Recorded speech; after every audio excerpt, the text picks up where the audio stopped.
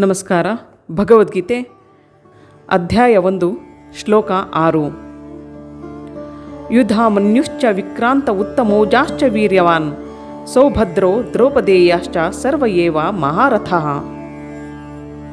ಅನುವಾದ: ಬಲಶಾಲಿ ಯುಧಾಮನ್ಯು, ಬಹುಶಕ್ತಿವಂತನಾದ ಉತ್ತಮೌಜ, ಸುಭದ್ರೆಯ ಮಗ, ದ್ರೌಪದಿಯ ಮಕ್ಕಳು ಇವರೆಲ್ಲ ಇದ್ದಾರೆ. ಇವರೆಲ್ಲ ಮಹಾರಥರು. ಶ್ಲೋಕ 7.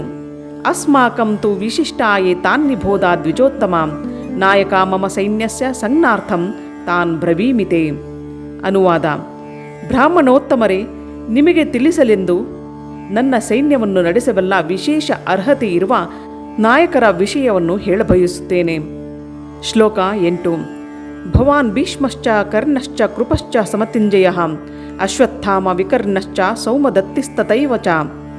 ಅನುವಾದ: ತಾವು ಭೀಷ್ಮರು, ಕರ್ಣ, ಕೃಪ, ಅಶ್ವತ್ಥಾಮ, ವಿಕರ್ಣ, ಸೋಮದತ್ತನ ಮಗನಾದ ಭೂರಿಶ್ರವ ಇವರೆಲ್ಲ ಯಾವಾಗಲೂ ಯುದ್ಧದಲ್ಲಿ ವಿಜಯಿಗಳಾಗುವರು.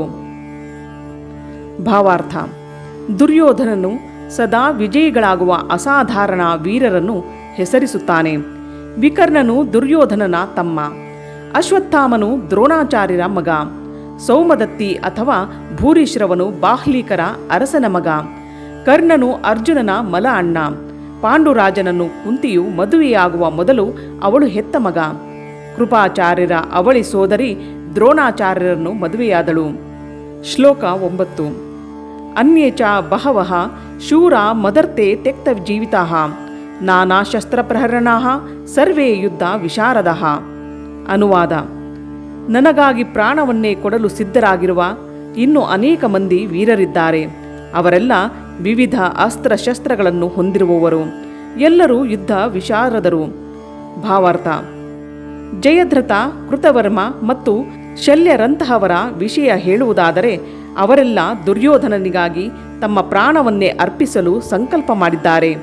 ಇದನ್ನೇ ಬೇರೆ ಮಾತುಗಳಲ್ಲಿ ಹೇಳುವುದಾದರೆ ಪಾಪ ಮಾಡಿರುವ ದುರ್ಯೋಧನನ ಪಕ್ಷವನ್ನು ಸೇರಿರುವುದರಿಂದ ಅವರೆಲ್ಲ ಕುರುಕ್ಷೇತ್ರ ಯುದ್ಧದಲ್ಲಿ ಸಾಯಬೇಕೆಂದು ಆಗಲೇ ನಿರ್ಧಾರವಾಗಿ ಹೋಗಿದೆ.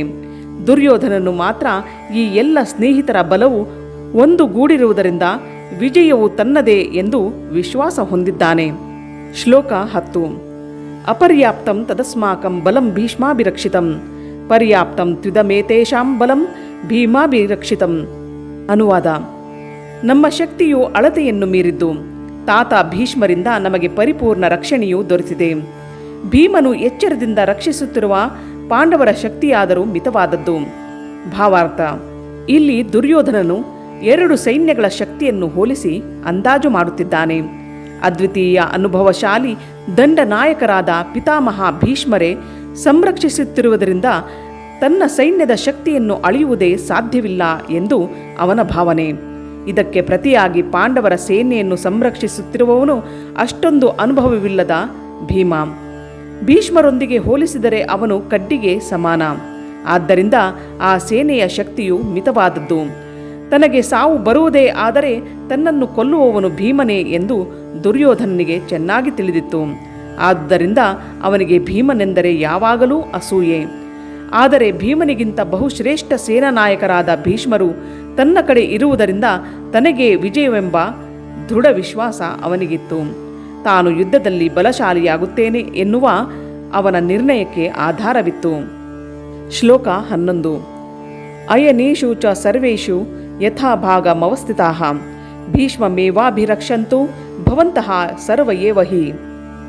ಅನುವಾದ: ಸೈನ್ಯ ವ್ಯೂಹವನ್ನು ಪ್ರವೇಶಿಸಲು ಇರುವ ಆಯಕಟ್ಟಿನ ಬಿಂದುಗಳಲ್ಲಿ ನಿಮ್ಮ ಸ್ಥಳಗಳಲ್ಲಿ ನಿಂತಿರುವ ನೀವು ಈಗ ಪಿತಾಮಹ ಭೀಷ್ಮರಿಗೆ ಸಂಪೂರ್ಣ ಬೆಂಬಲವನ್ನು ನೀಡಬೇಕು. ಭಾವಾರ್ಥ: ದುರ್ಯೋಧನನು ಭೀಷ್ಮರ ಸಾಮರ್ಥ್ಯವನ್ನು ಪ್ರಶಂಸಿಸಿದನಷ್ಟೇ. ಇದನ್ನು ಕಂಡು ಉಳಿದವರಿಗೆ ದುರ್ಯೋಧನನ ದೃಷ್ಟಿಯಲ್ಲಿ ತಾವು ಭೀಷ್ಮರಷ್ಟು ಮುಖ್ಯರಲ್ಲ ಎನ್ನಿಸಬಹುದು. ಈ ಆಲೋಚನೆ ಬಂದ ಕೂಡಲೇ ದುರ್ಯೋಧನನು ತನ್ನ ಎಂದಿನ ವ್ಯವಹಾರ ಕೌಶಲದ ರೀತಿಯಲ್ಲಿ ಮೇಲಿನ ಮಾತುಗಳನ್ನಾಡಿ ಸನ್ನಿವೇಶವನ್ನು ಸರಿಹೊಂದಿಸಲು ಪ್ರಯತ್ನಿಸಿದ.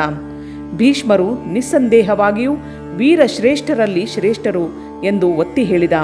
ಆದರೆ ಅವರು ವೃದ್ಧರಾದುದರಿಂದ ಎಲ್ಲ ದಿಕ್ಕುಗಳಿಂದ ಅವರನ್ನು ರಕ್ಷಿಸುವ ಯೋಚನೆಯನ್ನು ಎಲ್ಲರೂ ವಿಶೇಷವಾಗಿ ಮಾಡಬೇಕು. ಭೀಷ್ಮರು ಯುದ್ಧದಲ್ಲಿ ತೊಡಗಬಹುದು. ಅವರು ಸಂಪೂರ್ಣವಾಗಿ ಒಂದೆಡೆ ಕಾದುವುದರಲ್ಲಿ ಮಗ್ನರಾಗಿರುವುದರ ಲಾಭವನ್ನು ಶತ್ರುಗಳು ಪಡೆದುಕೊಳ್ಳಬಹುದು.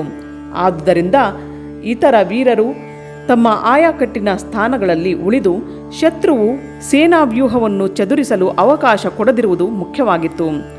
ಭೀಷ್ಮರು ಕೌರವರೊಡನೆ ಇದ್ದರೆ ಮಾತ್ರ ಕೌರವರಿಗೆ ವಿಜಯ ಎಂದೇ ಸ್ಪಷ್ಟವಾಗಿ ದುರ್ಯೋಧನನ ಭಾವನೆ.